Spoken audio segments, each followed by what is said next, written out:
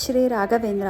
ಕೆಲವರು ನಾವು ಪೂಜೆ ಮಾಡ್ತೀವಿ, ಸೇವೆ ಮಾಡ್ತೀವಿ, ಉಪವಾಸ ಮಾಡ್ತೀವಿ, ಏನೇ ಮಾಡಿದ್ರೂ ರಾಯರು ನಮಗೆ ಯಾಕೆ ನಾವು ಕೇಳಿದ್ದು ಕೊಡ್ತಿಲ್ಲ ಅಂತ ಕೆಲವರ ಮನಸ್ಸಲ್ಲಿ ಒಂದು ಕ್ವಶನ್ ಆಗಿ ಉಳ್ಕೊಂಡ್ಬಿಟ್ಟಿದೆ.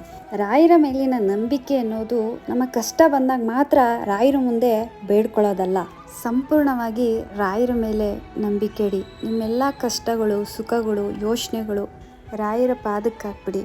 ಅಯ್ಯೋ, ಉಪವಾಸ ಮಾಡಿದ್ವಿ, ಪೂಜೆಗಳು ಮಾಡಿದ್ವಿ, ವ್ರತಗಳು ಮಾಡಿದ್ವಿ, ಏನು ಮಾಡಿದ್ರೂ ರಾಯರು ನಮ್ಗೆ ಯಾಕೆ ಇನ್ನೂ ಬೇಡ್ಕೊಂಡಿದ್ದು ಕೊಟ್ಟಿಲ್ಲ ಅಂತ ಕೊರಗಬೇಡಿ.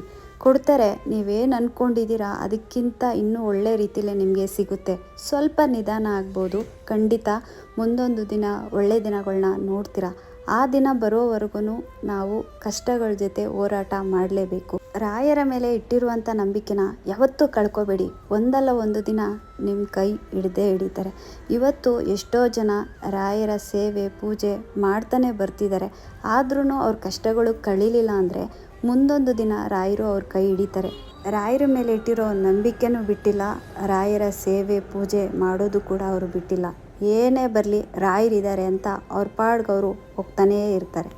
ನಾವು ರಾಯರ ಮಠಕ್ಕೆ ಹೋದಾಗ ಸಿಕ್ಕಾಬಟ್ಟೆ ರಶ್ ಇರುತ್ತಲ್ವ, ಆ ರಶ್ಶಲ್ಲೂ ಕೂಡ ಏನಾದರೂ ಆಗಲಿ ಇವತ್ತು ರಾಯರನ್ನ ನೋಡಿಕೊಂಡು ದರ್ಶನ ಮಾಡಿಕೊಂಡು ಹೋಗಲೇಬೇಕು ಅಂತ ನಾವು ಡಿಸೈಡ್ ಮಾಡಿರ್ತೀವಿ.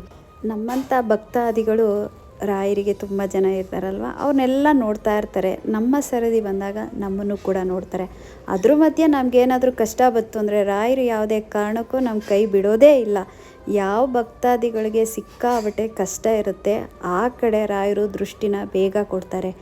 ನಾವು ಈಗ ರಾಯರ ದರ್ಶನಕ್ಕೆ ಅಂತ ಲೈನಲ್ಲಿ ನಿಂತಿದ್ದೀವಿ ಅಲ್ವಾ, ನಾವು ರಾಯರನ್ನ ನೋಡೋವರೆಗೂ ಎಷ್ಟು ತಾಳ್ಮೆಯಿಂದ ಇರ್ತೀವೋ ಹಾಗೆ ನಮ್ಮನ್ನು ಅವರು ನೋಡೋವರೆಗೂ ನಾವು ತಾಳ್ಮೆಯಿಂದ ಇರಬೇಕು. ಒಂದು ಸಲ ರಾಯರ ದೃಷ್ಟಿ ನಮ್ಮ ಮೇಲೆ ಬೀಳ್ತು ಅಂದರೆ ಖಂಡಿತ ನಾವು ಮುಂದೆ ತುಂಬ ಚೆನ್ನಾಗಾಗ್ತೀವಿ.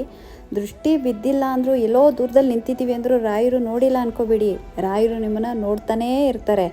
ಅಯ್ಯೋ, ರಾಯರು ನಮ್ಮನ್ನು ನೋಡೇ ಇಲ್ವಲ್ಲಪ್ಪ ಅಂತ ನೀವು ಅಂದ್ಕೋಬೇಡಿ. ಖಂಡಿತ ನಿಮ್ಮ ಕಷ್ಟಗಳು, ನಿಮ್ಮ ಮಾತು ಪ್ರತಿಯೊಂದು ರಾಯರಿಗೆ ಕೇಳಿಸ್ತಾನೆ ಇರುತ್ತೆ. ನಿಮ್ಮ ಕಷ್ಟ ಬಂದಾಗ ಒಂದೇ ಒಂದು ಬೆರಳಲ್ಲಿ ಅವರು ಮೇಲೆತ್ತಿ ನಿಮ್ಮನ್ನು ನಿಲ್ಲಿಸ್ತಾರೆ.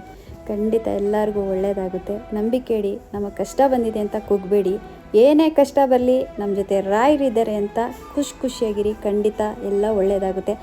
ಒಳ್ಳೆಯದನ್ನು ಬಯಸಿ ಒಳ್ಳೆಯದನ್ನು ಮಾಡಿ. ಖಂಡಿತ ರಾಯರು ನಿಮ್ಮ ಕೈ ಹಿಡ್ದೇ ಹಿಡಿತಾರೆ. ರಾಯರಿದ್ದಾರೆ, ರಾಯರಿದ್ದಾರೆ, ರಾಯರಿದ್ದಾರೆ.